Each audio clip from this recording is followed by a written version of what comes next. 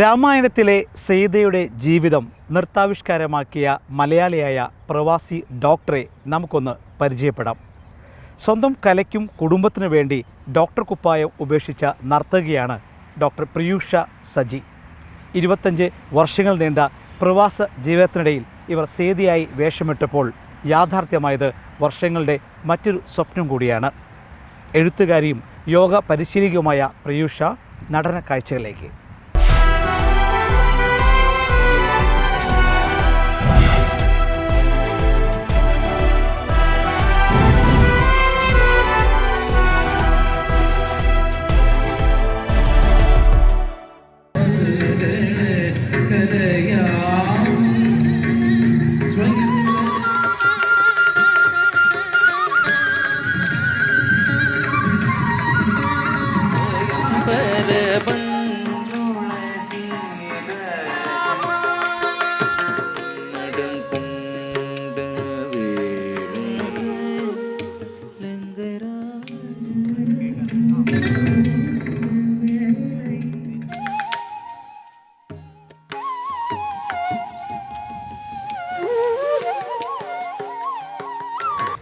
അപ്പോൾ നമസ്കാരം.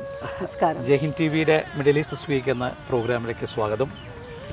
ഒരുപക്ഷെ വർഷങ്ങളുടെ കാത്തിരിപ്പിന് ശേഷം അല്ലെങ്കിൽ നിങ്ങളുടെ കഠിനാധ്വാനത്തിന് ശേഷമാണ് സീത എന്ന ഒരു നൃത്താവിഷ്കാരം പ്രവാസി മലയാളികൾക്കായിട്ട് ഡോക്ടർ പ്രിയൂഷ ചെയ്തിരിക്കുന്നത്. പ്രിയൂഷയുടെ ആ ഒരു സ്വപ്ന യാഥാർത്ഥ്യ നിമിഷത്തിൽ എങ്ങനെ വിലയിരുത്തുന്നു? എനിക്ക് ഒരുപാട് സന്തോഷമുണ്ട്.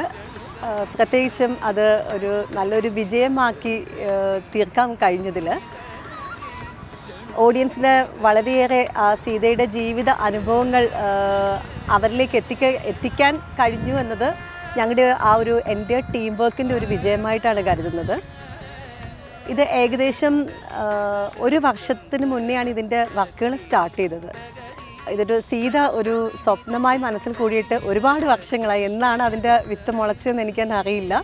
ഒരുപാട് വർഷങ്ങൾക്ക് മുമ്പേ എന്നെങ്കിലും സ്വന്തമായി ഒരു പ്രൊഡക്ഷൻ ചെയ്യുമെങ്കിൽ അത് സീതയുടെ ജീവിതകഥ അവതരിപ്പിക്കണം, ഭരതനാട്യത്തിലൂടെ അവതരിപ്പിക്കണം എന്നുള്ളത് വലിയൊരു ആഗ്രഹമായിരുന്നു. അത് സാഹചര്യങ്ങൾ കൊണ്ട് അത് ആഗ്രഹം നീണ്ടു പോയി. ഒടുവിൽ ഏകദേശം കഴിഞ്ഞ വർഷം ഒരു ജൂലൈ ഓഗസ്റ്റ് സമയത്താണ് ഇതിനുള്ള സമയമായി എന്ന് മനസ്സിൽ നിന്നൊരു ഉൾവിളി ഉണ്ടായതും അതിനു വേണ്ടിയിട്ട് എൻ്റെ കൂടെ സ്ഥിരം എനിക്ക് എൻ്റെ ഒപ്പം പ്രവർത്തിക്കുന്ന മ്യൂസിഷ്യനോടും എൻ്റെ ഗുരുനാഥൻ പ്രേം സാറിനോടും ഒക്കെ ഞാൻ സംസാരിക്കുന്നത്. അങ്ങനെയാണ് ഞങ്ങൾ ഇതിൻ്റെ ഒരു സ്റ്റോറി ലൈൻ കണക്ക് ഞാൻ ഉണ്ടാക്കി അത് റെസിസ്റ്റൻ്റായ മഞ്ജു വി നായരോട് സംസാരിക്കുകയും പിന്നെ അത് തുടർന്ന് അതിൻ്റെ ഡിസ്കഷൻസ്, ലിറിക്സ് എഴുതുക, പിന്നെ എന്തൊക്കെയാണ് അതിന് വേണ്ടുന്ന ഒരു സ്റ്റോറി ബോർഡ് കണക്ക് ക്രിയേറ്റ് ചെയ്തിട്ട് ഇതിനൊരു മാർഗമായിട്ട് തന്നെ അവതരിപ്പിക്കണം എന്നുള്ളത് എൻ്റെ ഒരു വലിയൊരു ആഗ്രഹമായിരുന്നു. എന്തുകൊണ്ട് സീത തിരഞ്ഞെടുപ്പ്? ഭരതനാട്യത്തിലാണ് ഒരുപാട് മറ്റു കഥാപാത്രം ചൂസ് ചെയ്യാൻ വേണമെങ്കിൽ സീതയിലേക്കുള്ള ഒരു മോഹം വരാൻ കാരണം എന്താണ്? പുരാണ കഥാപാത്രങ്ങളിൽ എന്നെ കുട്ടിക്കാലം മുതലേ അല്ലെങ്കിൽ വളർച്ച തുടങ്ങിയ കാലം മുതലേ എന്നെ സ്വാധീനിച്ച ഒരു സ്ത്രീ കഥാപാത്രം സീതയാണ്. ഒരുപാട് പുരാണ സ്ത്രീ കഥാപാത്രങ്ങളുണ്ട്. അത് ഈവൻ നൃത്തമായിട്ടും അല്ലാതെ നൃത്തസംഗീത നാടകമായിട്ടും ഒക്കെ അവതരിക്കപ്പെടുന്നുണ്ട്.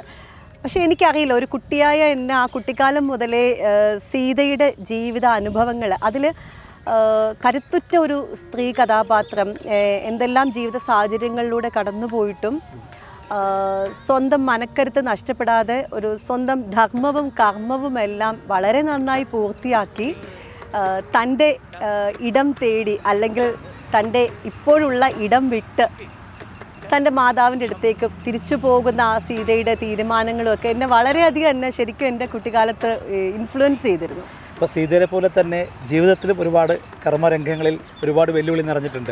അതുകൊണ്ട് തന്നെയായിരിക്കും ജോലിക്ക് വേണ്ടി, കുടുംബത്തിന് വേണ്ടി ഒരു പക്ഷേ പ്രൊഫഷൻ ഡോക്ടറാണ് താങ്കൾ പ്രൊഫഷൻ മാറ്റി വെച്ച് മനസ്സിലാക്കാൻ സാധിക്കും. അതേക്കുറിച്ച് ഒന്നും പറയാമോ? ഞാനൊരു ഹോമിയോപ്പതിക് ഡോക്ടറാണ് ബൈ പ്രൊഫഷൻ. കുട്ടികളെ വളർത്തുന്നതിനും അവരുടെ ഇതിനും ഒക്കെ ആയിട്ട് എനിക്ക് ഒരുപാട് എൻ്റെ ആ ഒരു ടൈമിങ്, ക്ലിനിക്കുകളിലെ ടൈമിങ്ങുകൾ എനിക്ക് വളരെ ഒരു ഡിഫിക്കൽട്ടായിട്ട് തോന്നിയിട്ടുണ്ടായിരുന്നു. അപ്പോൾ അത് കുഞ്ഞുങ്ങളുടെ ശാരീരിക മാനസിക ശാരീരിക ആരോഗ്യത്തെയൊക്കെ അത് ബാധിക്കുന്നു എന്ന് തോന്നിയപ്പോഴാണ് എനിക്ക് എനിക്കൊരു അമ്മയെന്നുള്ള ധർമ്മവും കർമ്മവുമാണ്. മേ ബി അതായിരിക്കും എന്നെ സീതയിലേക്കും കണക്ട് ചെയ്തതെന്ന് എനിക്ക് തോന്നാറുണ്ട്. എനിക്ക് തോന്നും എന്നിൽ ഏറ്റവും മുന്നിട്ട് നിൽക്കുന്നത് മാതൃഭാവമെന്ന് എനിക്ക് തോന്നിയിട്ടുണ്ട്. എൻ്റെ കുട്ടികൾ വിഷമിക്കുന്ന ഒരു കാര്യങ്ങളും ചെയ്യാൻ എൻ്റെ സ്വന്തം പ്രൊഫഷനാണ്, അതെൻ്റെ നെടുന്തൂണാണെങ്കിൽ പോലും എനിക്കത് സാധിച്ചില്ല. അപ്പോൾ അതുകൊണ്ട് തന്നെയാണ് ഞാൻ എൻ്റെ പ്രൊഫഷൻ ക്വിറ്റ് ചെയ്തിട്ട് ഞാൻ എൻ്റെ പാഷനിലേക്കും എൻ്റെ മറ്റിഷ്ടങ്ങളിലേക്കും എൻ്റെ എനർജിയെ ഞാൻ വഴിതിരിച്ചു വിട്ടത്. ഈ പ്രവാസ ലോകത്ത് വന്നുകൊണ്ടാണോ ഒരു പക്ഷേ ഇത്രയും രീതിയിലേക്കും ഫോക്കസ് ചെയ്യാൻ പറ്റുന്നത്? കാരണം ഒരേ സമയം നിങ്ങൾ ഡോക്ടറാണ് പണി ജോലി മാറ്റിവെച്ചുകൊണ്ട് നൃത്തം, എഴുത്ത്, സംഗീതം ഒക്കെ മുന്നോട്ട് പോകാൻ സാധിക്കുന്ന ഈ പ്രവാസ ലോകത്തെ പ്രോത്സാഹനം തന്നെയാണ്. പ്രവാസ ലോകം നമുക്ക് ഒരുപാട് അനുഗ്രഹങ്ങൾ നമുക്ക് തരുന്നുണ്ട്. ഒന്നാമത് ഇവിടുത്തെ ഏറ്റവും വലിയൊരു സുരക്ഷ, എസ്പെഷ്യലി നമ്മൾ സ്ത്രീകൾക്കുണ്ടാകുന്ന ഒരു സുരക്ഷ, നമ്മൾക്കുണ്ടാകുന്ന ജോലി വളരെ എളുപ്പമാണ്. ഒരു വീട്ടമ്മ എന്നുള്ള രീതിയിലായാലും ഒരു അമ്മ എന്നുള്ള രീതിയിലായാലും നമുക്ക് ഒരുപാട് കാര്യങ്ങൾ നമുക്ക് ഈസിയാണ്. ലൈഫ് ഈസ് വെരി ഈസി എന്ന് നമുക്ക് പറയണം. എല്ലാം നമ്മുടെ കൈപ്പിടിക്കുള്ളിലാണ്, കയ്യെത്തും ദൂരത്താണ്. അത് നമുക്ക് ഒരുപാട് ഫ്രീഡവും ടൈമും ഒക്കെ നമുക്ക് തരുന്നുണ്ട്. ഇപ്പം നാട്ടിലത്തേക്കാളും എനിക്ക് തോന്നുന്നു ഇവിടെയാണ് നമുക്ക് കലാകാരിക്കായാലും വളരാനുള്ളൊരു വേദികളെന്ന് പറയുന്നത്. കുടുംബത്തിൻ്റെ ഭാഗത്ത് സപ്പോർട്ടിനെ കുറിച്ച് പറയാമോ? അത് കുട്ടികൾക്ക് ഡാൻസ് പഠിപ്പിക്കുന്നുണ്ട്, അതേക്കുറിച്ചൊക്കെ ഒന്ന് പറയാമോ? കുടുംബത്തിൽ എൻ്റെ ഹസ്ബൻഡ് വളരെ നല്ലൊരു കലാ ആസ്വാദകനാണ്. ശുദ്ധകലയെ സ്നേഹിക്കുന്ന ആളാണ്. ശുദ്ധകലയെ വളരെ സ്നേഹിക്കുകയും പ്രോത്സാഹിപ്പിക്കുകയും ആസ്വദിക്കുകയും ചെയ്യുന്ന ആൾ. എനിക്ക് തോന്നാറുണ്ട് ഞാൻ കുട്ടിക്കാലം മുതലേ പഠിച്ചെങ്കിൽ എന്നേക്കാളേറെ കല ആസ്വദിക്കുന്നത് ഹസ്ബൻഡാണെന്ന് തോന്നാറുണ്ട്. അപ്പോൾ എൻ്റെ ഹസ്ബൻഡിൻ്റെ കയ്യിൽ നിന്ന് എനിക്ക് വളരെ നല്ല പിന്തുണയാണ് എനിക്ക് കിട്ടിയത്. അതുകൊണ്ട് തന്നെയാണല്ലോ ഞാൻ ഇന്നും പ്രിയുഷ സജി എന്ന ഐഡൻറ്റിറ്റിയിൽ ഞാൻ ഇന്നും ഈ നൃത്തവും ഇതൊക്കെ ചെയ്യുന്നത്.